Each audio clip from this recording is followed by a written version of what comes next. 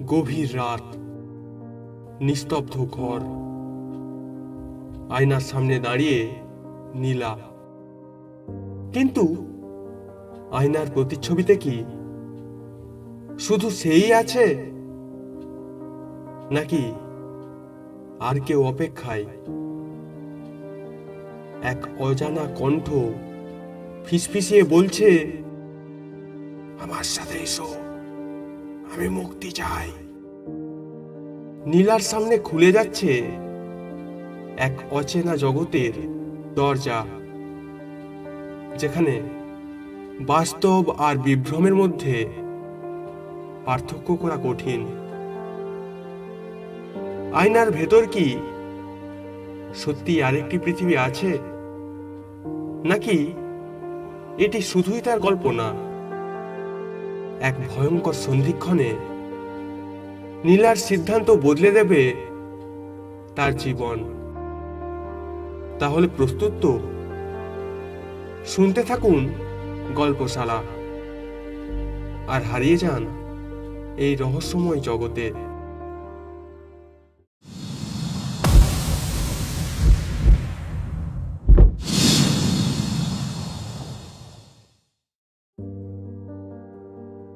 দিনের পর দিন কেটে যায়, আর নীলা মাঝে মাঝে লক্ষ্য করে আয়নার সামনে দাঁড়ানো তার অভ্যাসে পরিণত হচ্ছে।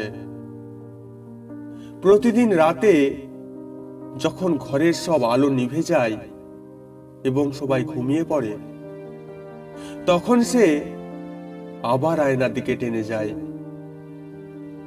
একদিন রাতে যখন সারা বাড়ি নিশ্চুপ ছিল, নীলা আয়নার সামনে দাঁড়িয়েছিল।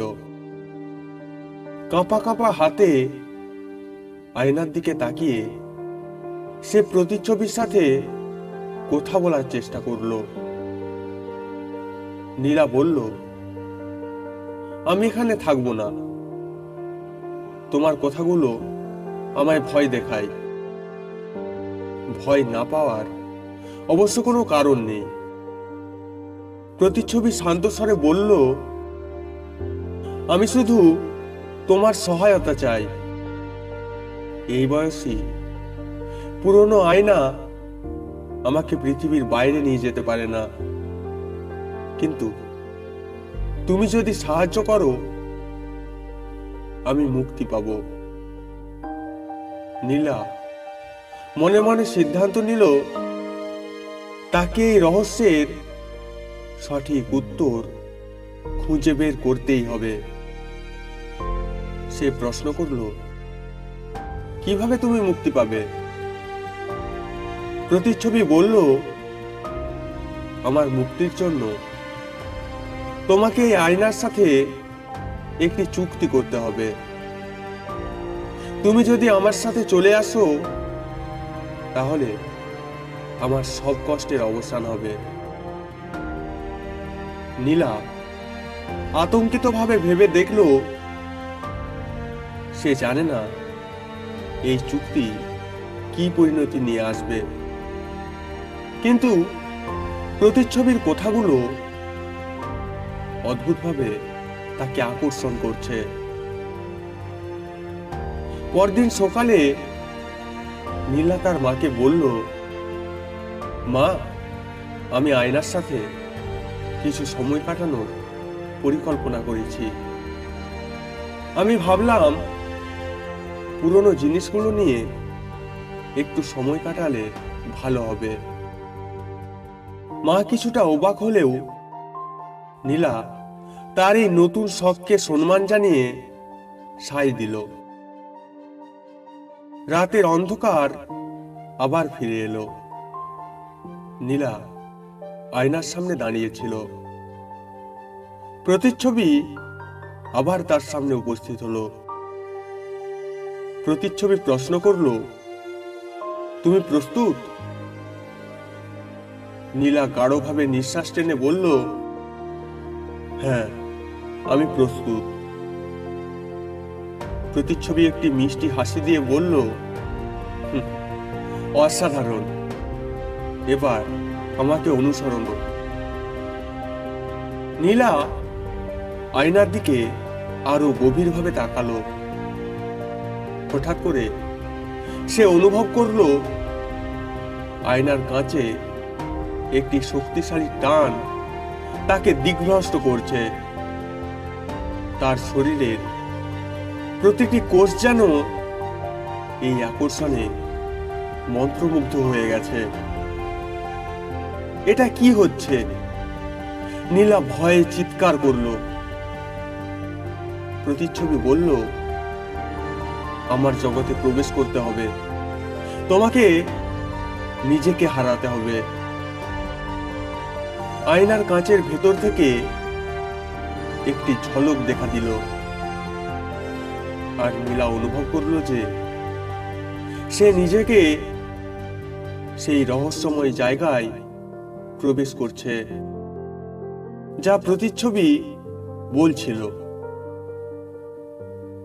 পর্দার অন্তরালে নীলার চোখে অদ্ভুত দৃশ্য উন্মোচিত হতে লাগলো। এই নতুন জগতের অন্ধকার, অদ্ভুত আলো আর অচেনা প্রতিচ্ছবির মাঝে সে যেন হারিয়ে যাচ্ছে।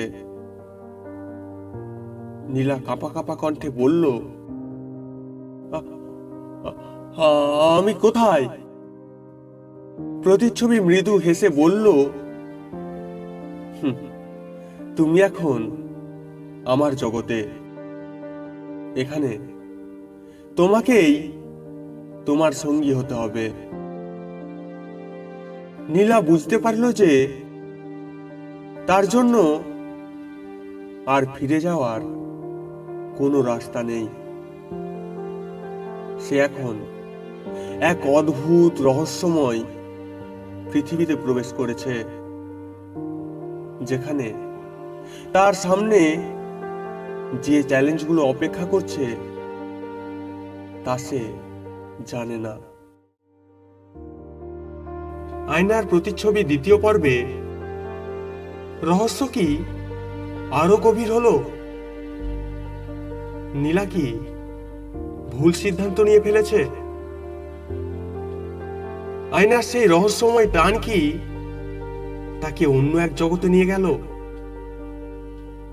কিন্তু আসল প্রশ্ন, সে কি আর ফিরে আসতে পারবে, নাকি চিরকাল থেকে যাবে প্রতিচ্ছবির জগতে? এই গল্প এখানেই শেষ নয়। পরবর্তী পর্বে অপেক্ষা করছে আরো চমক, আরো ভয়ঙ্কর সত্য। আপনি কি প্রস্তুত নীলার পরবর্তী পরিণতি জানার জন্য? তাহলে সাবস্ক্রাইব করুন গল্পশালা, আর অপেক্ষা করুন এক নতুন রহস্যময় পর্বের জন্য।